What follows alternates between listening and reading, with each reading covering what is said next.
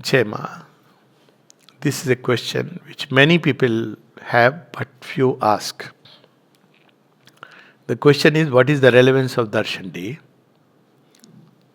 now? Okay, in present day context, especially because all kinds of people come. All kinds of people have always come. That's a different story altogether. So that we can. But the question is, when we feel Mother and Sri Aurobindo may not be physically there, so we are going only to the room. Some people even use the word that now it is not darshan but room darshan. Of course, the first thing which is a rider, super rider, which we must always remember, if you are open, then divine is there. If you have faith, the divine is there. But this is not the final answer. This is an individual answer. And Sri Aurobindo and the mother would say, it doesn't matter. Even if you are surrounded by darkness, all kinds of people come. You are open. Then the divine is there. Why this is not a complete answer? Because then why do we need to go to the room? Okay. So there is a very interesting conversation of the mother of 27th November 1965, and we have read it. And there are other conversations also where this is 65, okay? And she says Sri Aurobindo was here from morning till evening. And he describes the condition of humanity. Now imagine there are so many people who are coming here with the idea, thought, faith, feeling that they are going to have darshan of Sri Aurobindo and the mother. Whether they see or not, we'll come to that in a moment. What do you think a being of compassion and love that Sri Aurobindo and the mother are? They would use an intellectual argument, you people can't see me anyways, I am not there, it's okay. Or do we feel that as beings of ultimate compassion and love, they would be there, waiting for us?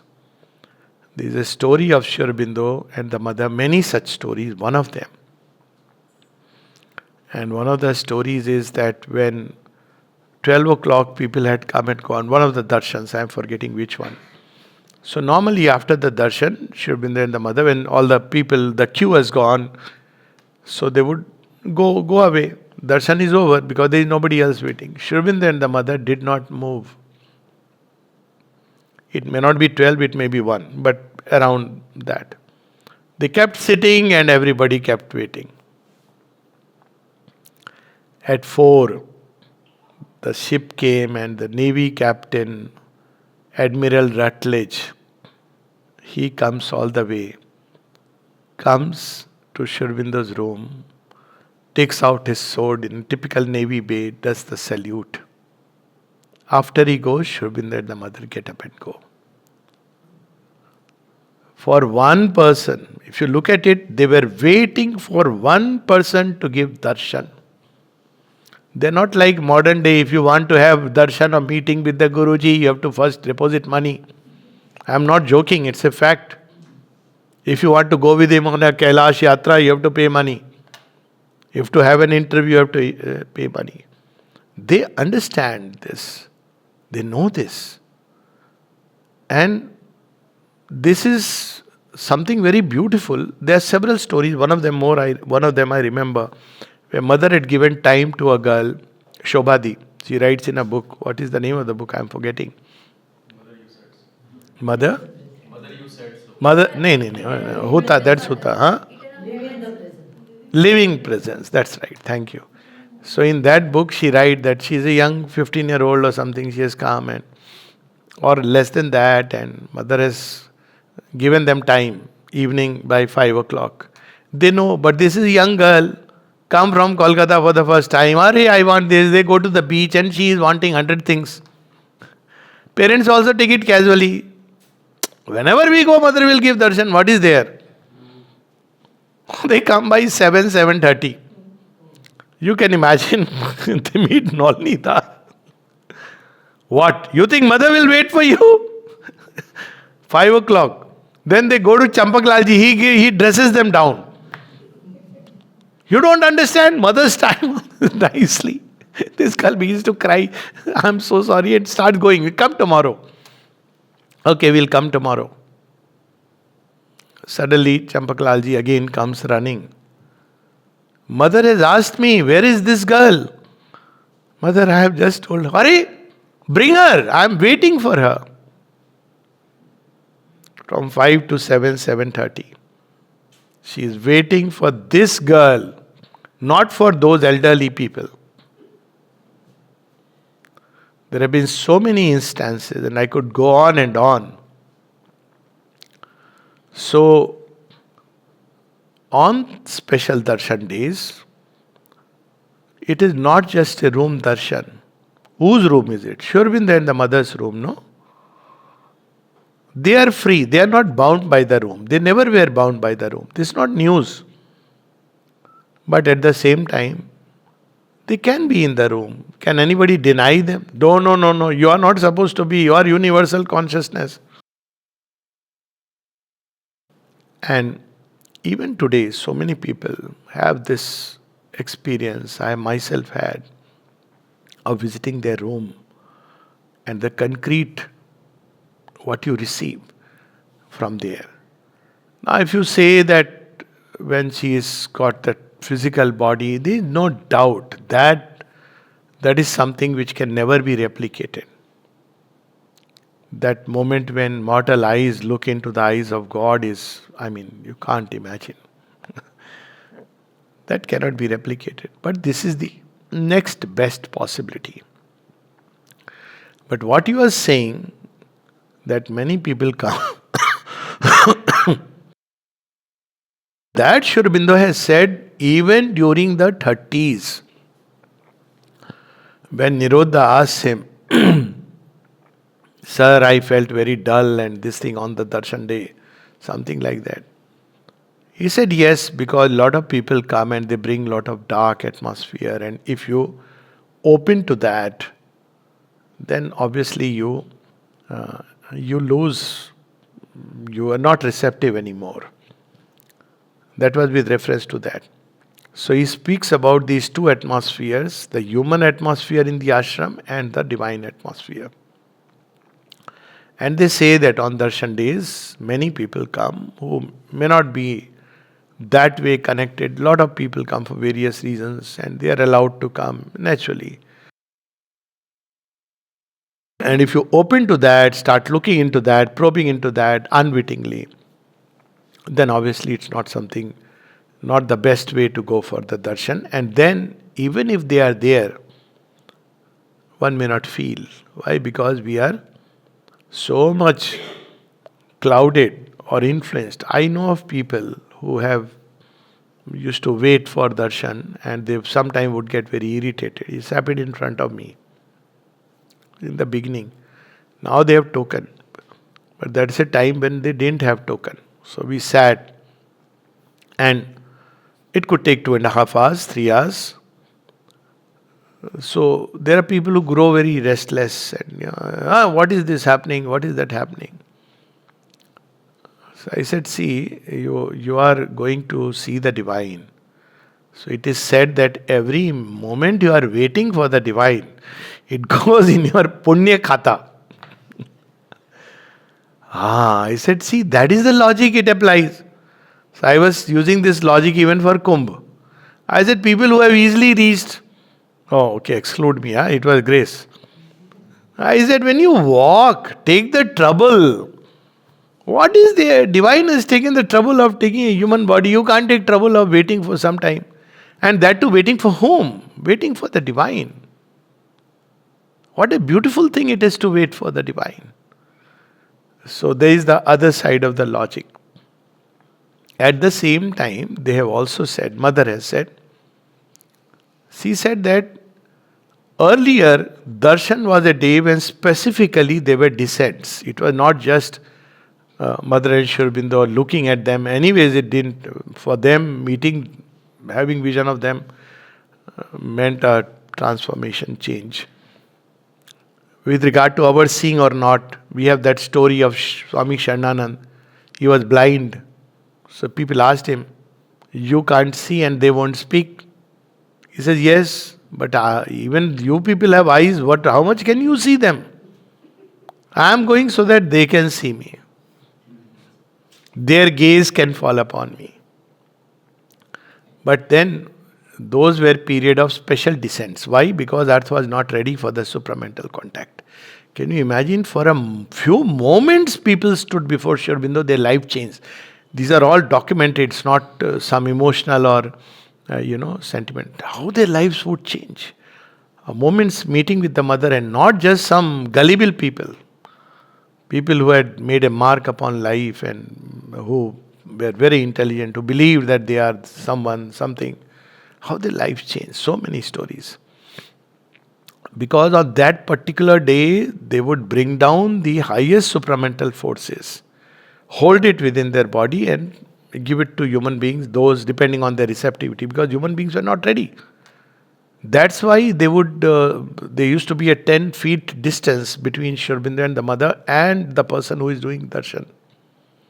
Because if you come too close, you may not be able to contain. People who were mentally deranged, they were told not to come. Children were asked not to come, though they did make exceptions. Children means below 4. Children are very open, very receptive. The brain is still in formation. A tremendous power they brought down, which ordinarily they will keep concealed. But that power was not readily available for earth. But the mother says in, I think it is conversation of 1957, that after the supramental manifestation, now the descents take place unexpectedly. They don't take place only on darshan days. Now this is a difference. She's not saying it doesn't take place on darshan days, it takes place. She's saying they don't take place only on darshan days. They take place unexpectedly, and if you are open. So I would say there are many more. One is the general darshan days, and there are also what we may use the word as individual darshan days, when the divine chooses to suddenly take hold of you and you enter into that state. This is what is happening now more commonly, more often, leading to certain experiences in many young people and unsuspecting people, because now the divine is, now the floodgates have been opened, and the same force that they were holding within their body and expressing, now that's available for earth and mankind. So in that context, we have to see the relevance, the significance of the darshan days. In any case, there is another personal aspect to it. It is true, divine is everywhere. It is equally true that the divine is within. So why do we need to go to the room? When you love someone, don't you like to go and feel that atmosphere in which a person has lived? It's natural. Even few moments of that atmosphere. And the mother spoke about in 10 kilometers radius of the ashram. She said that her atmosphere, physical atmosphere, can be felt, but it's most intense now in the area which we call as the ashram, which is now we use the word that place where samadhi is located as the ashram, but ashram is in every home of devotees. That also Sri Aurobindo has said. But then when you go to their room, which is a taposthali, see, I know of rooms of saints also, other places also I've seen. They are intensely charged places. Darshan or no darshan, they are very charged places. Even a few moments one goes through that is something amazing. Again, don't go with, something amazing is going to happen to me, let's see. Oh, nothing happened. Not like that. Don't try to judge the divine, try to understand with our mental. But go with openness and receptivity. Receive whatever they have given, whether we understand or don't understand, and come back and quietly receive it. What people do is throw it away by all kinds of, ha ha, he, and looking for North Indian food. Many people come and say, going to some restaurant, that should not be done. Because then what, and it's an experience which all of, I have had this on Darshan Day several times. Something very special coming, you feel different, you feel so fulfilled. But people throw it away. So Darshan Day will continue to have its own importance and relevance. Visit to Sri Aurobindo and the mother's room where their presence is there, definitely on Darshan days, let me put it like that, will continue to have its importance as long as there is one person who has a living faith. Nalnida speaks of that. Ashram will continue to retain its place and importance as long as there is one person with a living faith. They are like that. They are not like crowd pullers. Okay, how many? Tell me. Oh, just about 2, 3. I am not going to come. I am happy in my world. No. For one person. And that's why these stories. So many stories. And there are even events about disciples. One disciple went all the way to America. I think it was Navjachi or some, I've forgotten. And he spoke. He said, Mother, only one person heard. And I may be forgetting about the name of the person. She says, yes, it is for this person that I had sent you there. For us, it is like so much money for one person, and these are all eye-openers. I have always felt they are like standards they have set, very high standards of what divine humility, what divine compassion is, what divine grace is, what divine love is. You understand a little bit of it only when you read the Mother and Sri Aurobindo. And then it's such a stark contrast when you look at all the Babajis and their, I mean, no offense meant, but when you look at what happens in the name of God and how they were, nobody was ever charged for any entering their room. There was a time when every day people used to go. That's why they had to stop it. Every day people would go. We have all seen that. I'm sure some people must have seen. Every day you could go to Sri Aurobindo's room, not only birthdays. And there are people who used to go every day. So then for different reasons, institutions change, all that change comes. That's a different story. Anyways, of course one has to live this every day, if possible every moment of our life.